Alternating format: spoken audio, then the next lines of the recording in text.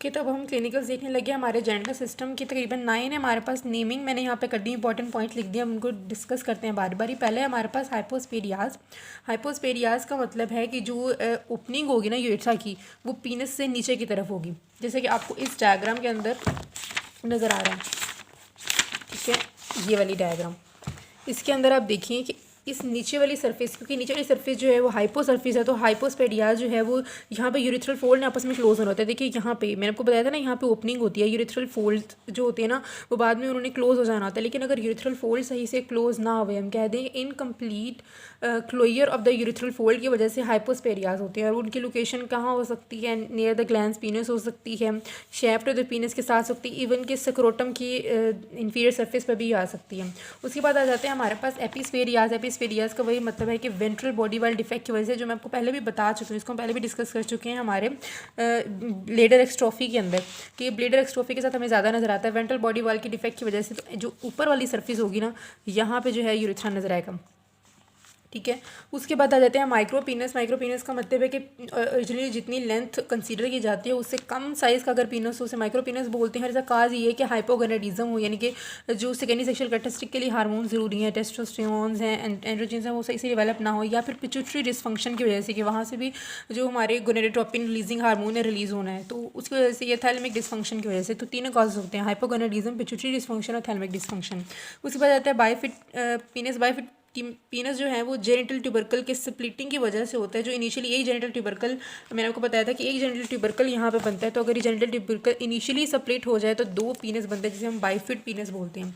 इसके बाद ambiguous genitalia आ जाते हैं। एम्बिगुअस जेनेटेलिया का मतलब है कि अपनी फाइनल फॉर्म के अंदर भी ना पता चल रहा होता है ये मेल का जेनेटेलिया, ना पता चल रहा होता है फीमेल का जेनेटेलिया।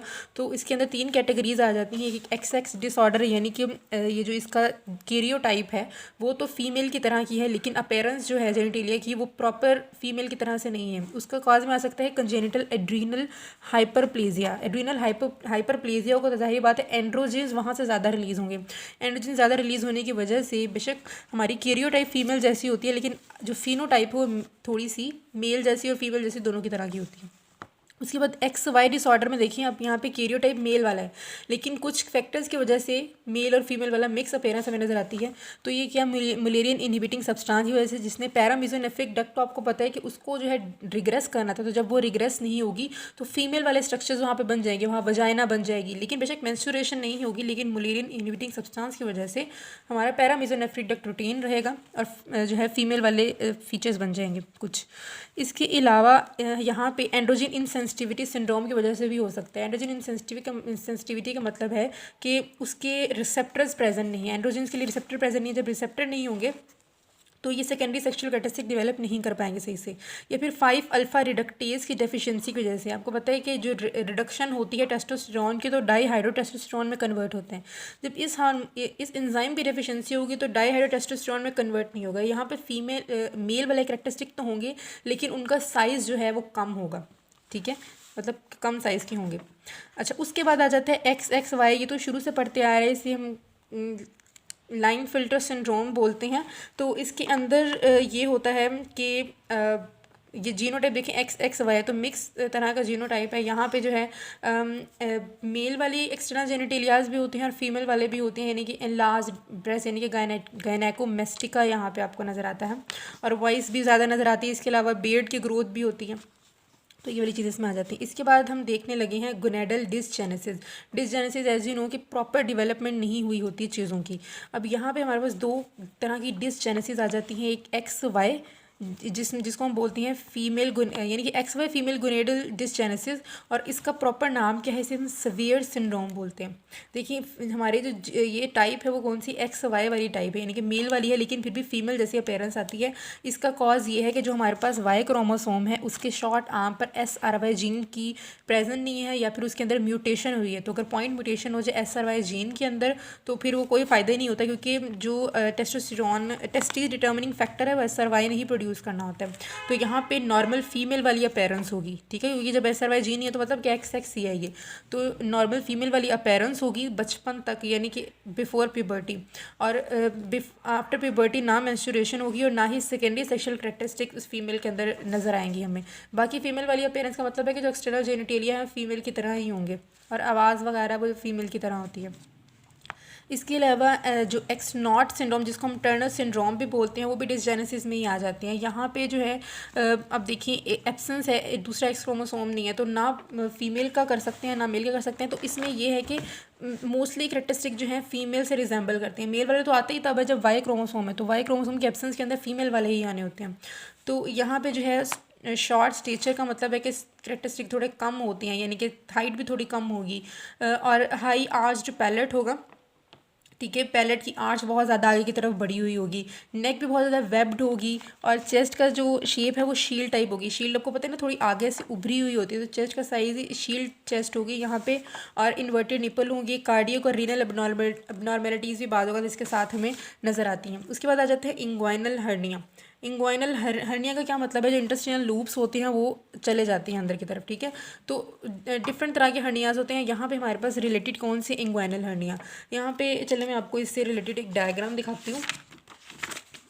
ये है हमारे पास इधर जो है आपको इंग्वाइनल हर्निया नज़र आ रहा है। आपको पता है कि जो प्रोसेसिस वजाइनैलिस से ऊपर की तरफ ओपन था वो पेरिटोनियल कैविटी के साथ ही इन कांटेक्ट था। तो अगर इनका कांटेक्ट इस तरह से ओपन है पेरिटोनियल कैविटी के साथ प्रोसेसिस वजाइनैलिस का, तो बाज़ वक़्त इंटेस्टिनल लूप्स इसके अंदर की तरफ आके स्क्रोटम के अंदर एंटर हो जाते हैं, तो इसे हम बोलते हैं इंग्वाइनल हर्निया। तो यहाँ पर मैंने लिखा भी हुआ है, processus vaginalis remain open connection with the peritoneal cavity, जिसकी वजह से इंटेस्टिनल लूप डिसेंड करते हैं और स्क्रोटम के अंदर आ जाते हैं, जिसकी वजह से हर्निया डेवलप हो जाता है।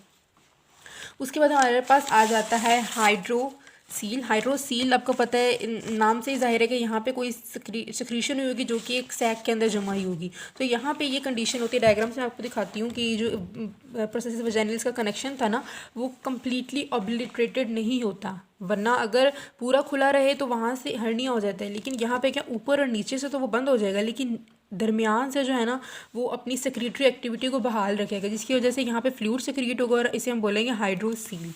और लास्ट में हमारा बहुत ही इंपॉर्टेंट क्लिनिकल जिसको हम बोलते हैं क्रिप्टोकाइडिज्म, ये काफ़ी इंपॉर्टेंट है। क्रिप्टोकाइडिज्म मैंने को बताया था कि 33 वीक्स तक ऑलमोस्ट जो होता है ना वो क्या कहते हैं उसको, टेस्टिस डिसेंड कर जाते हैं स्क्रोटम के अंदर। लेकिन 97 के अंदर तो इसी तरह से होता है कि पहले ही 33 वीक्स तक ही हो जाते हैं। लेकिन कुछ जो चाइल्ड्स होते हैं उनके अंदर इस तरह से होता है कि पोस्ट नेटली ये काम होता है, यानी कि 3 मंथ पोस्ट नेटली, यानी कि आफ्टर बर्थ 3 मंथ के बाद तक ये काम हो जाता है। लेकिन अगर तब भी ये काम ना हो, यानी कि टेस्टिस डिसेंड ना हो, तो इसका मतलब है कि क्रिप्टोकाइडिज्म हो चुकी होती है। क्रिप्टोकाइडिज्म का मतलब अनडिस्केंडेड टेस्टिस, ठीक है, या failure of testis to descend. इसका कॉज क्या है, टेस्टोस्टेरोन यहाँ पे नहीं होते, और यानी कि यही जो हाइपोगोनाडिज्म वगैरह टेस्टोस्टेरोन नहीं होते, इसकी वजह से क्रिप्टोकाइडिज्म होती है। अब आपको पता है कि जब टेस्टिस को डिसेंड करने का मेन रीज़न ही ये होता है कि एब्डोमेन का जो टेम्परेचर होता है, हमारा बॉडी का टेम्परेचर 37 होता है, लेकिन जो टेस्टिस के अंदर टेम्परेचर, क्योंकि वो आउटसाइड द बॉडी होता है, तो वहाँ पे टेम्परेचर थोड़ा सा कम होता है, 2 डिग्री सेंटीग्रेड थोड़ा सा कम होता है वहाँ पे। तो वो टेम्परेचर नॉर्मल है जहाँ पे स्पर्मेटोजेनेसिस हो सकती है। तो अगर स्पर्मेटोजेनेसिस नहीं होगी तो स्पर्मेटोजोआ भी मैच्योर नहीं होंगे, और ये वाली कंडीशन क्रिप्टोकाइडिज्म वाली मेजरली एसोसिएटेड हमें नज़र आती है रीनल एनोमलीज के अंदर। ठीक है, आपको पता है कि हमारी किडनी से भी हार्मोन्स रिलीज़ होते हैं ना, एंड्रोजन हार्मोन रिलीज़ होते हैं, तो एंड्रोजन की डेफिशिएंसी की वजह से क्रिप्टोकाइडिज्म होता है। तो इस वजह से रीनल एनोमलीज के साथ आपको ये नज़र आता है। तो यहाँ पे हमारी अल्हम्दुलिल्लाह कंप्लीट हो गया यूरोजेनिटल एम्ब्रियोलॉजी। तो प्लीज़ आप लोगों से रिक्वेस्ट है कि चैनल को अगर आपने अभी तक सब्सक्राइब नहीं किया तो पहले इसे सब्सक्राइब कर लें, और जो लाइक बटन है उसको हिट करें प्लीज़, और साथ में कमेंट करें और अपने फ्रेंड्स के साथ शेयर करें। Thank you so much.